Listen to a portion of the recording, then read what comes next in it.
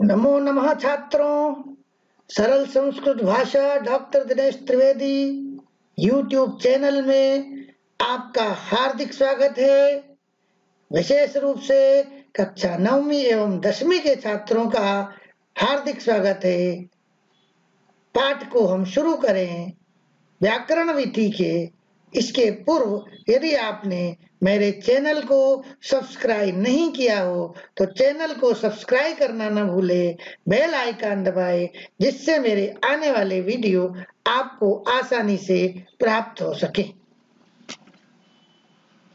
तो आज हम व्याकरण विधि जो कक्षा 9वीं और 10वीं दोनों के लिए व्याकरण की पाठ्यपुस्तक है एनसीईआरटी के द्वारा, उस एनसीईआरटी के पाठ्यपुस्तक के समास परिचय भाग को हम आज समझने का प्रयास करेंगे।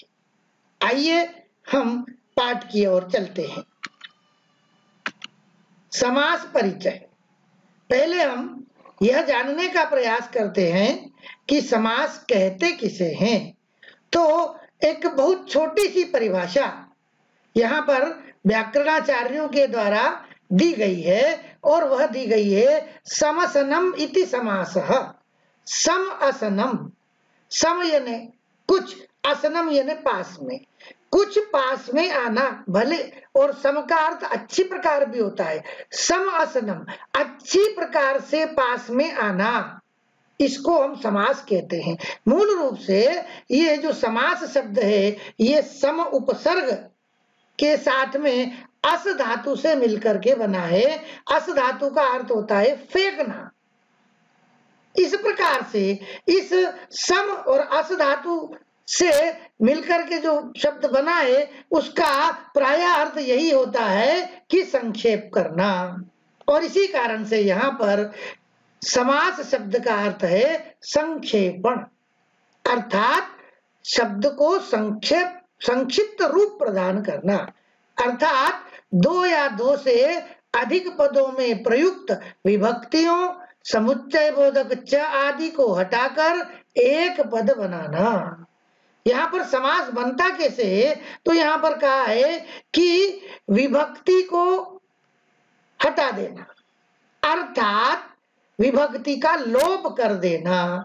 हम जानते हैं कारक परिचय में जब आप देखेंगे तो कारक में विभक्तियां होती है और बिना विभक्ति के संस्कृत में कोई भी पद प्रयुक्त नहीं होता है। लेकिन जब हम समास बनाते हैं तो समास बनाते समय, सामासिक शब्द का निर्माण करते समय हम वहां से विभक्ति का लोप कर देते हैं। यह तब संभव होता है जब दो या दो से अधिक शब्द एक साथ जोड़कर और नया शब्द बना दिया जाता है।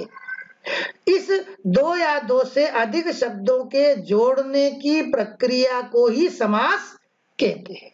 कहीं कहीं पर च जो समुच्चय बोधक शब्द है इसको भी हटा दिया जाता है और समास बना दिया जाता है। इस प्रकार से आगे देखते हैं। जैसे उदाहरण दे दिया, गायने कुशला, गायन में कुशल। अब यहाँ पर देखिए आप, गायने में तृतीया विभक्ति है लेकिन यहाँ विभक्ति का लोप करके सामासिक शब्द बना दिया गायन कुशला। अब यहाँ पर विभक्ति का लोप करके जो सामासिक शब्द बनता है उससे भी वही अर्थ निकलता है जो विभक्ति का प्रयोग करके निकलता है।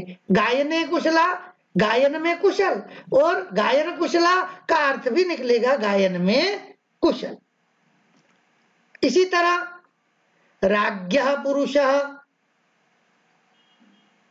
राज्ञः पुरुषः, तो सामासिक शब्द बना दिया राजपुरुषः।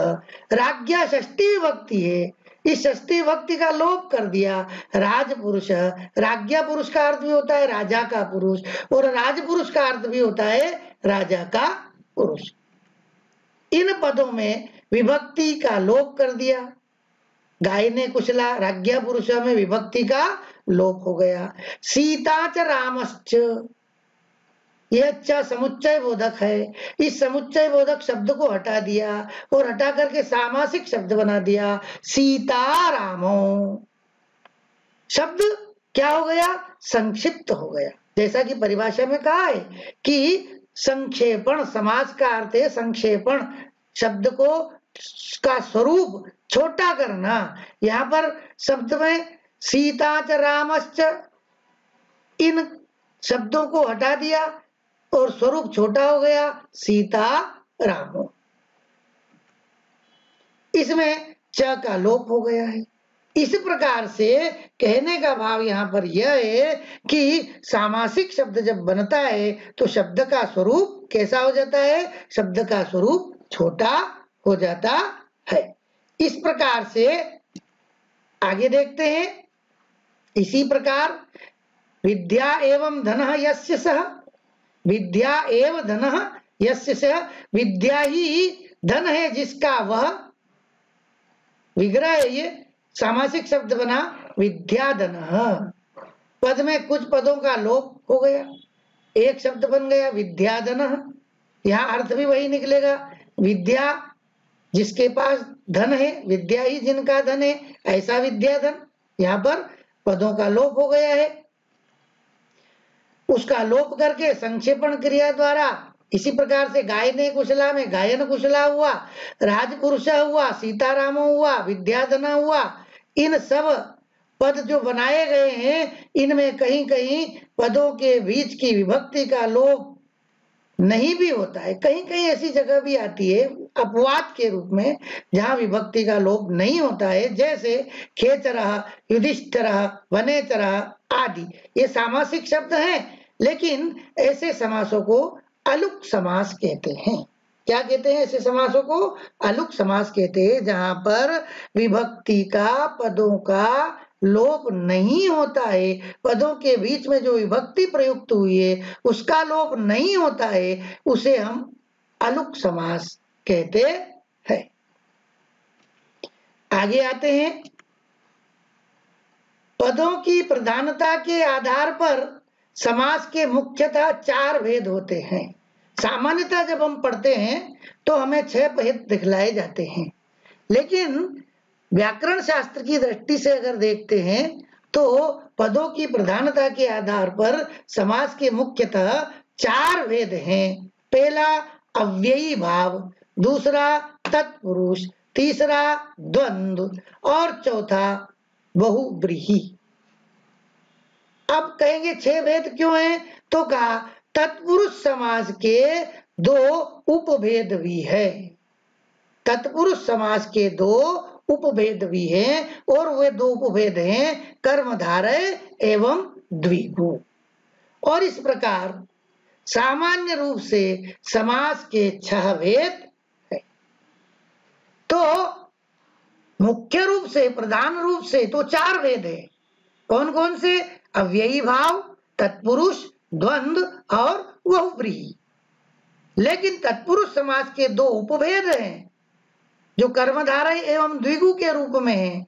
इन दोनों को भी मिला दें तो समास के 6 भेद सामान्यतः होते हैं। अब यहां पर हम सबसे पहले तत्पुरुष समास के बारे में जानने का प्रयास करेंगे कि तत्पुरुष समास है क्या। तो देखिए, तत्पुरुष समास में प्रायेण उत्तर पदार्थ प्रधानः तत्पुरुषः। क्या कहा? कि प्रायेण, प्रायः उत्तर पदार्थ प्रधानः, उत्तर पद, उत्तर यानी बाद का, पूर्व यानी पहले का, तो बाद के पद का, बाद के शब्द के अर्थ की प्रधानता होती है। प्रधान उत्तर पद पदार्थ, उत्तर पद अर्थ, उत्तर पद के अर्थ की प्रधानता होती है, वहां तत्पुरुष समास होता है। देखिए, इस समास में प्रायेण उत्तर पद की प्रधानता होती है। इसके दोनों पदों में अलग अलग विभक्तियां होती है, कहीं कहीं पर दोनों पदों में समान विभक्ति भी होती है। उत्तर पद में प्रथमा विभक्ति होती है। अब आपको समझ में आया।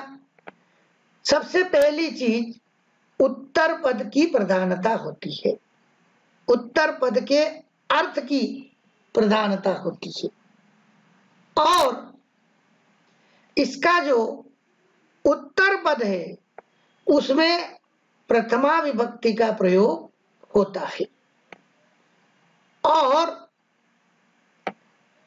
कहीं कहीं अपवाद के रूप में यहां पर ऐसी पद भी आते हैं जहां विभक्तियां समान होती है, लेकिन मूल रूप से जो प्राय हमको परिभाषा ध्यान में रखना है वो ये रखना है, प्रायेण उत्तर पदार्थ प्रधानस् तत्पुरुषः, इतनी में पूरी परिभाषा समाहित हो जाती है। और इसी कारण से यहाँ पर आप देखेंगे कि उत्तर पद की प्रधानता होती है। ऐसी स्थिति में पूर्व पद की विभक्ति का लोप करके समस्त पद बनाया जाता है। क्या होता है? पूर्व पद की विभक्ति अलग होती है, उत्तर पद की विभक्ति प्रथमा होती है, ये स्पष्ट है। तो जब सामासिक शब्द बनाया जाता है तो सामासिक शब्द बनाते समय पूर्व पद की विभक्ति का लोप कर दिया जाता है, जैसा कि समास की परिभाषा में भी कहा है कि विभक्ति का लोप होता है। तो यहाँ पर पूर्व पद की विभक्ति जो भी प्रयुक्त होती है उस पूर्व पद की विभक्ति का लोप हो जाता है, और ये स्पष्ट है कि उत्तर पद में प्रथमा विभक्ति होती है। इसलिए यह भी साफ हो गया है कि ये जो समास है ये द्वितीया से सप्तमी तक की विभक्तियों का लोप करके समस्त पद बनाया जाता है। यानी तत्पुरुष समास के कितने भेद हो गए? तत्पुरुष समास के 6 भेद हो गए। द्वितीया तत्पुरुष, तृतीया तत्पुरुष, चतुर्थी तत्पुरुष, पंचमी तत्पुरुष, षष्ठी तत्पुरुष और सप्तमी तत्पुरुष। इस प्रकार से तत्पुरुष समास के ही 6 भेद हो गए हैं। और ये जो सामासिक शब्द बनाया जाता है इस सामासिक शब्द में द्वितीया विभक्ति से लगा करके सप्तमी विभक्ति तक के लोप किए जाते हैं, उनका लोप कर दिया जाता है, और लोप करने के बाद सामासिक शब्द बनाया जाता है। इस प्रकार से हमने देखा कि तत्पुरुष समास जो है वो द्वितीया से लगा करके और सप्तमी विभक्ति तक होता है। अब हम क्रमशः इनको उदाहरण के साथ समझने का प्रयास करते हैं। सबसे पहले हम देखते हैं द्वितीया तत्पुरुष। नाम से ही स्पष्ट हो गया कि यहाँ पर द्वितीया विभक्ति का प्रयोग होगा। कौन सी जगह प्रयोग होगा? पूर्व पद में। पूर्व पद में जहां पर द्वितीया विभक्ति का प्रयोग हो वहां द्वितीया तत्पुरुष समास होता है। उदाहरण से देख लेते हैं। शरणम आगतः, शरणम में द्वितीया विभक्ति है, आगतः दोनों मिलाकर के शरणागतः शब्द हुआ, विभक्ति का लोप कर दिया गया। शरणम प्राप्तः, शरण प्राप्तः, सुखम प्राप्तः, सुख प्राप्तः। अब यहां देख लीजिए आप, द्वितीय विभक्ति है, विभक्ति का लोप किया और उत्तर पद से उसको मिला दिया, तो शरणागत, शरण प्राप्त, सुख प्राप्त, इस प्रकार से नया सामासिक शब्द बना जिसका अर्थ वही होता है जो विभक्ति के साथ उसका अर्थ निकलता है। इस प्रकार से यहाँ पर द्वितीया तत्पुरुष हुआ। अगला देखते हैं, ये तृतीया तत्पुरुष समास के उदाहरण है। देखिए, अब तृतीया तत्पुरुष जैसे द्वितीया में हमने कहा, इसी प्रकार से तृतीया में क्या होगा? प्रथम पद में तृतीया विभक्ति का प्रयोग किया जाएगा और जब सामासिक शब्द बनेगा तो उसमें से प्रथम पद से तृतीया विभक्ति का लोप करके और सामासिक शब्द का निर्माण होगा। जैसे पित्रायुक्त, पिता से युक्त, सामासिक शब्द बना पितृयुक्त, तृतीया विभक्ति का लोप कर दिया। सर्पेन दंष्टः, सर्प से काटा हुआ, सर्पदष्ट, शरेण विद्ध, बाण से विद्ध, शरविद्ध, अग्निना दग्ध, अग्नि से जला हुआ, अग्निदग्ध, धनेन हीन, धन से हीन, धनहीन। यहाँ पर आपने देख लिया, ये तृतीया विभक्ति का प्रयोग हुआ प्रथम पद में, और प्रथम पद में तृतीया विभक्ति का प्रयोग करने के कारण से यहाँ पर विभक्ति का लोप करके और उत्तर पद से मिला करके और एक नया सामासिक शब्द बना, जिसका अर्थ भी वही निकलता है जो विभक्ति का प्रयोग करके अर्थ निकलता है। अगला चतुर्थी तत्पुरुष समास है। चतुर्थी स्पष्ट है, सभी की एक जैसी है। प्रथम पद में चतुर्थी विभक्ति का प्रयोग किया गया हो तो वो चतुर्थी तत्पुरुष है। वहां पर इसके प्रथम पद को देखेंगे तो उसमें चतुर्थी विभक्ति का प्रयोग है, और जब सामासिक शब्द बनाएंगे तो चतुर्थी विभक्ति का लोप हो जाएगा और उसके स्थान पर एक नया शब्द बन जाएगा। जैसे भूताय बलिहि, भूताय बलिहि, भूत के लिए बलि, भूत के लिए बलि अथवा भूत बलिहि, दोनों को मिला दिया, नया शब्द बना भूत बलिहि। दानाय पात्रम, दान के लिए पात्र, विभक्ति का लोप करके सामासिक शब्द बना दान पात्रम। यूपाय दारु, यूपाय दारु, अब यूप का अर्थ स्तंभ भी होता है। स्तंभ के लिए दारु यानी लकड़ी, स्तंभ के लिए लकड़ी, युप दारु। स्नानाय इदम, स्नान के लिए, स्नानार्थम, स्नान के लिए। तस्मैदम, तदर्थम।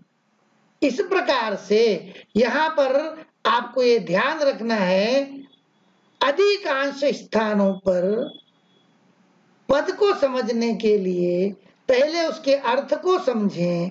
भूत बलिहि, भूत के लिए बलि, अर्थात सीधा है भूत में चतुर्थी विभक्ति का प्रयोग कर दीजिए, विग्रह हो जाएगा भूताय बलि। दान पात्रम, दान के लिए पात्र, अर्थ करेंगे तो दान के लिए पात्र, तो यहाँ पर क्या होगा दानाय पात्रम, दान के लिए पात्र। इस प्रकार से हमको इसके विग्रह को करना है और समास को पहचानना है।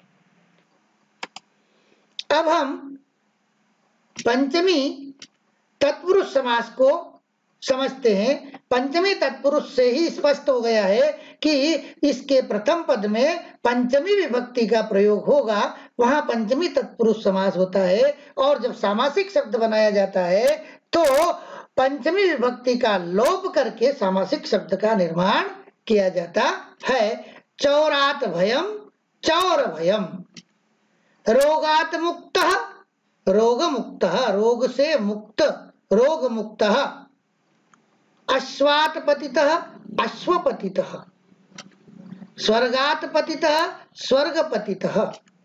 सिंहात भीतः, सिंह भीतः। इस प्रकार से यहाँ पर नया शब्द का निर्माण हुआ है। चौर भयम, रोग मुक्तः, अश्वपतितः, स्वर्गपतितः, सिंह भीतः। यहाँ पर हमने पंचमी विभक्ति का लोप करके बनाया है। जब इसका विग्रह करेंगे तो प्रथम पद में चोर से भय, तो यहाँ पर चौरात, इस प्रकार से विग्रह करना पड़ेगा हमको, पंचमी विभक्ति का प्रयोग करना पड़ेगा। अगला समास देखते हैं, षष्ठी तत्पुरुष। षष्ठी तत्पुरुष में स्पष्ट है कि प्रथम पद में षष्ठी विभक्ति का प्रयोग किया जाएगा, और जब समास युक्त शब्द बनेगा तो षष्ठी विभक्ति का लोप वहां पर होगा। उदाहरण देखते हैं, राज्ञः पुरुषः, राजा का पुरुष, राजपुरुषः। देवानां पति, देवों का पति, देवपति ही। नराणां पति, नरों का पति, नरों का ईश्वर, नरपति ही। देवस्य पूजा, देव की पूजा, देव पूजा। तो यहाँ पर आपने देखा षष्ठी विभक्ति का लोप किया और समासिक शब्द बनाया, राजपुरुष देवपति ही नरपति ही देव पूजा। विग्रह करेंगे तो पूर्व पद में षष्ठी का प्रयोग करके और विग्रह करना हमको है, और समास का नाम जब लिखेंगे तो षष्ठी तत्पुरुष समास लिखेंगे। सुखस्य भोगः, सुख का भोग, सुख भोगः। अगला तत्पुरुष समास का भेद है सप्तमी तत्पुरुष समास।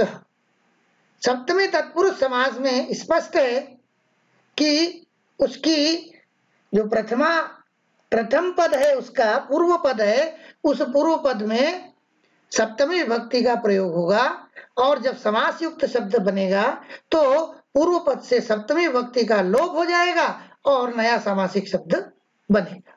यहाँ पर उदाहरण से देख लेते हैं। युद्धे निपुणः, युद्ध में निपुण, युद्ध निपुणः। कार्ये कुशलः, कार्य में कुशल। शास्त्रे प्रवीणः, शास्त्र में प्रवीण। जले मग्नः, जल में मग्न, जलमग्नः। सभायां पंडितः, सभा में पंडित, सभा में विद्वान, सभा पंडितः।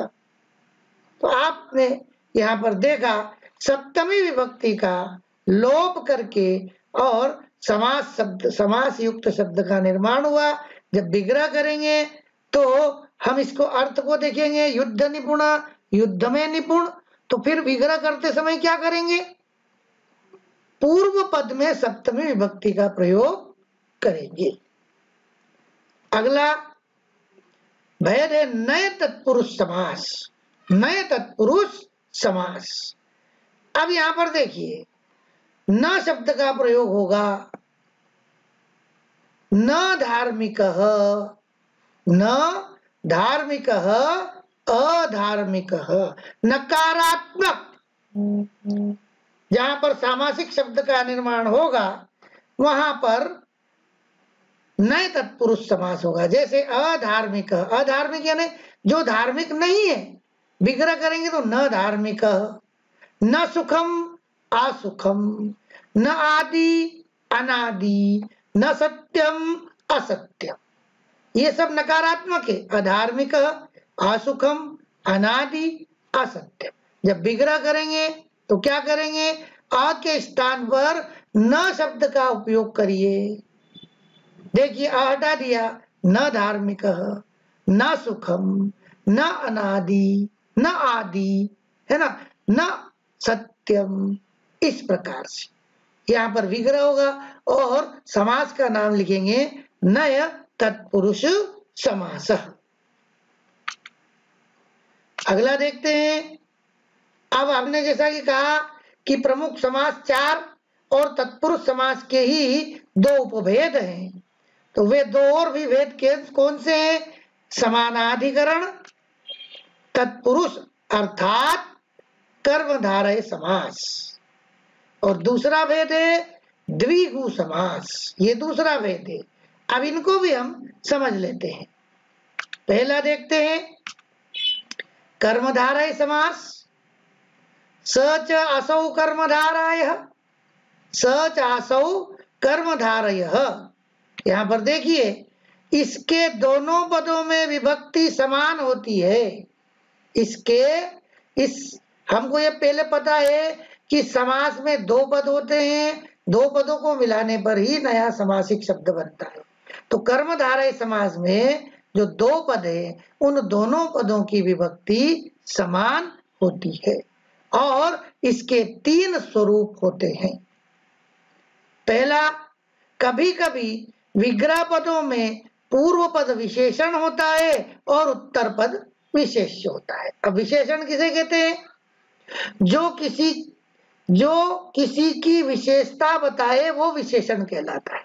और विशेष्य किसे कहते हैं? जिसकी विशेषता बतलाई जाए वो विशेष्य कहलाता है। आपको समझ में आ गया? विशेषण विशेषता बतलाता है, विशेष्य का अर्थ जिसकी विशेषता बतलाई जाए वो विशेषण और विशेष्य। अगला, कभी कभी पूर्व पद उपमान होता है और उत्तर पद उपमेय होता है। उपमान किसे कहते हैं?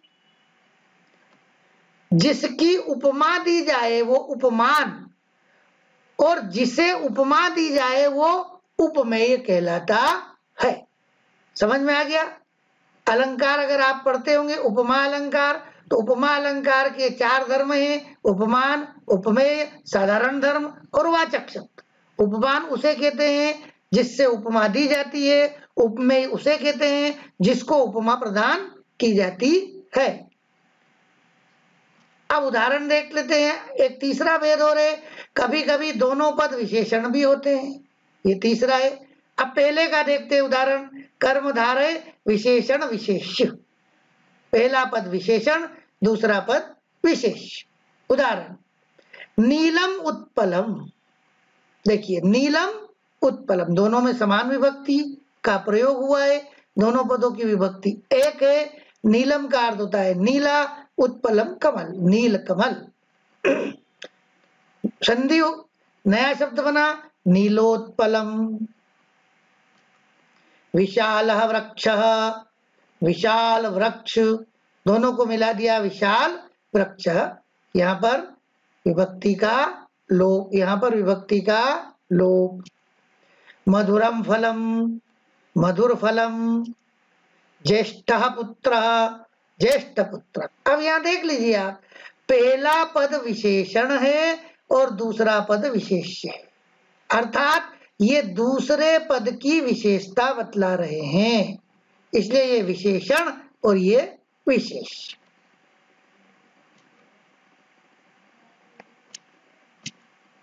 कुत्सितः राजा, कुराजा, ये सब कर्मधारय के विशेषण और विशेष्य के उदाहरण है। सुंदरः पुरुषः, सुपुरुषः, सुपुरुषः, सुंदर पुरुष, सुपुरुष, सुंदर पुरुष। यहां पर भी देख लीजिए आप, ये विशेषण है और ये विशेष। अगला भेद के उदाहरण देख लेते हैं। कर्मधारय उपमान उपमेय जो दूसरा है उसको देखते हैं। महान च असौ राजा, ऐसा राजा जो महान है, महाराज है, ये उपमान है किसका? राजा उपमेय है। घन इव श्याम, घन उपमान है, श्याम उपमेय है, घन श्याम। कमलम इव मुखम, कमलम उपमान है, मुखम उपमेय है, कमल मुखम। चंद्र इव मुखम, चंद्र उपमान है, मुखम उपमेय है, चंद्र मुखम। नरसिंह इव, नरसिंह इव, तो देखिए नरसिंह, नर कैसा है? सिंह के समान, नरसिंह इव, नरसिंह। कर्मधारय उभय पद विशेषण, जब दोनों पद विशेषण होते हैं, कहीं कहीं पर कभी कभी दोनों पद विशेषण होते हैं। शीतम च उष्णम, दोनों ही विशेषण है, शीतोष्णम। रक्तश्च पीतः, रक्तपीतः। आदौ सुप्तः पश्चादुत्थितः, आदौ सुप्तः, प्रारंभ में सोया और बाद में उठा, सुप्तोत्थितः, सोकर उठा। इस प्रकार से ये कर्मधारय समास है। अगला इसी का भेद है द्विगु समास। द्विगु समास की परिभाषा बहुत स्पष्ट। संख्या पूर्वो द्विगु, पूर्वो पूर्व पद में संख्यावाची शब्द हो तो द्विगु समास कहलाता है। जब कर्मधारय समास का पूर्व पद संख्यावाची हो तो उसे द्विगु समास कहते हैं। समझ में आ गया आपको? पूर्व पद यानी पहला पद, पहला पद यदि संख्यावाची है तो वहां द्विगु समास होगा। ये हमको बहुत साफ शब्दों में समझ लेना है। इसकी पहचान ही है पहला पद संख्यावाची। उदाहरण से समझ लेंगे। यह समास सामान्यतः समूह अर्थ में होता है। इसके विग्रह में प्रायेण षष्ठी विभक्ति का प्रयोग किया जाता है। समस्त पद सामान्यतया नपुंसक लिंग एक वचन में होता है। ये और इसकी विशेषता है। पहली चीज ये समूहवाचक है।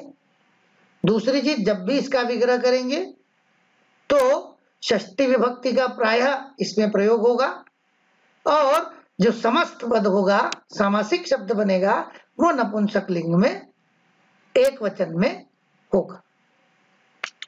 देखते हैं उदाहरण से। देखिए, सप्तानाम दिनानाम समाहारः सप्त दिनम। सप्त संख्यावाची, संख्यावाची यानी समास की पहचान स्पष्ट। कौन सा समास? द्विगु समास। और जब विग्रह करेंगे तो स्पष्ट हो गया कि हम क्या करेंगे, षष्ठी विभक्ति का प्रयोग करेंगे। सप्तानाम दिनानाम और बाद में समाहारः, समाहारः जोड़ देंगे तो ये इसका विग्रह होगा। फिर देखिए, पंचानाम पात्राणाम समाहारः पंचपात्रम। पंच पात्रम, पंच एक पद है, पात्र दूसरा पद है। तो जब विग्रह करेंगे तो पंच में षष्ठी, पात्र में षष्ठी। पंचानाम पात्राणाम और बाद में समाहारः जोड़ देंगे, विग्रह हो जाएगा। त्रयाणाम भुवनानाम समाहारः तीन भवनों का समूह। त्रिभुवनम, त्रिभुवनम। पंचानाम रात्रिणाम समाहारः पांच रात्रियों का समूह। पंचरात्रम। चतुर्नाम युगानाम समाहारः चार युगों का समूह। चतुर्युगम। अब जैसा कि कहा, कभी कभी द्विगु इकारांत स्त्रीलिंगी भी हो जाता है। कभी कभी द्विगु इकारांत स्त्रीलिंगी भी हो जाता है। उदाहरण से समझिए, त्रयाणाम लोकानाम समाहारः तीन लोकों का समूह। त्रिलोकी, ये स्त्रीलिंग का प्रयोग हुआ। पंचानाम वटानाम समाहारः पांच वटों का, पांच बरगद के पेड़ का समूह। पंचवटी, पांच वृक्षों का समूह। पंचवटी। सप्तानाम शतानाम समाहारः 700 का समूह। सप्तशती। अष्टानाम अध्यायानाम समाहारः 8 अध्यायों का समूह। अष्टाध्यायी। इस प्रकार से हमने यहाँ पर तत्पुरुष समास के भेद और उसके जो दो और भेद हैं वो उनको हमने समझा। किस प्रकार से विभक्ति का लोप करके और सामासिक शब्द का निर्माण किया जाता है। आपको बहुत बहुत धन्यवाद। नमो नमः।